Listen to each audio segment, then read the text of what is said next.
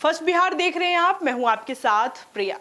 कल आपने देखा था कि किस तरीके से लालू के बड़े लाल तेज प्रताप यादव ने एक ट्वीट किया था और ट्वीट के माध्यम से उन्होंने बताया था कि वो अपने माता और पिताजी से कितना प्यार करते हैं। इतना ही नहीं बल्कि उन्होंने अपने ट्वीट में एक और नाम का जिक्र किया था, वो नाम जयचंद का था।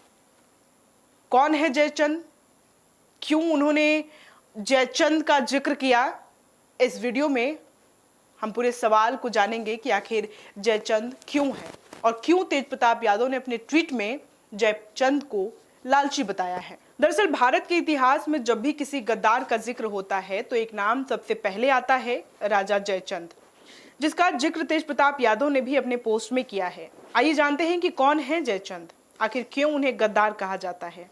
लेकिन क्या सच में राजा जयचंद गद्दार थे या फिर इतिहास को लिखने वालों ने एक रूमानी प्रेम कहानी और राजनीतिक लड़ाई को गढ़कर हमें बरगलाया।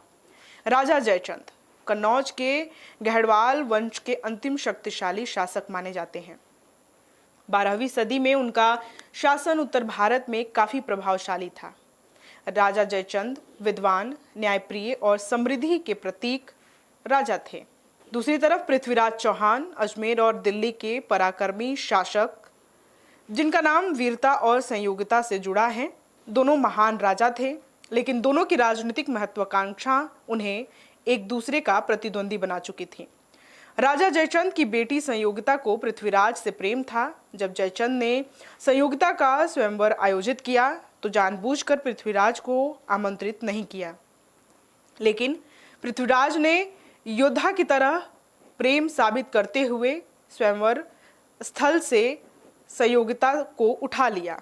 यही क्षण था जब राजनीति ने निजी अपमान का रूप ले लिया। कहा जाता है कि इसी बदले के चलते जयचंद ने गोरी से हाथ मिला लिया।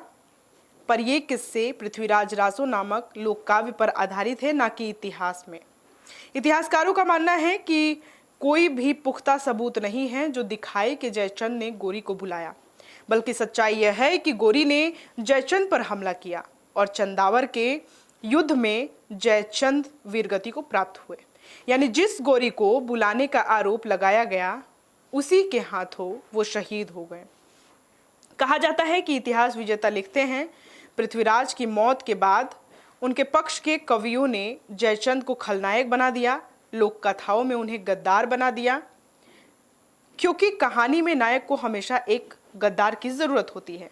पर असली जयचंद ने गोरी से नहीं बल्कि भारत की रक्षा करते हुए युद्ध में बलिदान दिया था। ऐसे में अब सवाल उठता है कि क्या जयचंद गद्दार थे?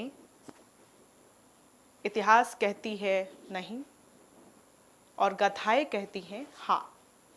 फैसला अब आपके हाथ में।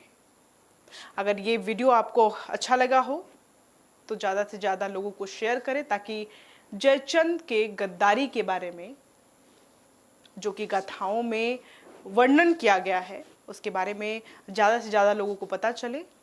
फिलहाल के लिए इस खबर में बस इतना ही। ऐसे ही तमाम खबरों के लिए आप बने रहें फर्स्ट बिहार के साथ। मैं प्रिया, बहुत शुक्रिया। पैनोरमा ग्रुप, जो सोचता है वो करता है। ये लो, मुंह मीठा करो। आज मैंने अपना जॉब छोड़ दिया, अब हम पूर्णिया वापस जाएंगे। जॉब छोड़ दिया है?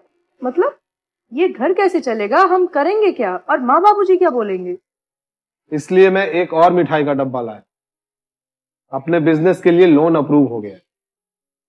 अरे लोन अप्रूव हो गया वो तो ठीक है, लेकिन पूर्णिया में हम रहेंगे कहाँ? अपना घर भी तो नहीं है वहाँ। इसलिए तो एक और मिठाई का डब्बा अलग से लाया हूँ। हमने पूर्णिया में घर ले लिया है, पूर्णिया के ई होम्स पैनोरमा में। पूर्णिया में पैनोरमा ग्रुप लेकर आए हैं ई होम्स पैनोरमा।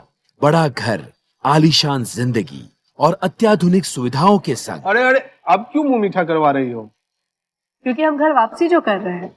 घर वापसी की खुशी पूर्णिया में ई होम्स पैनोरमा के संग। E Homes Panorama, luxurious lifestyle redefined.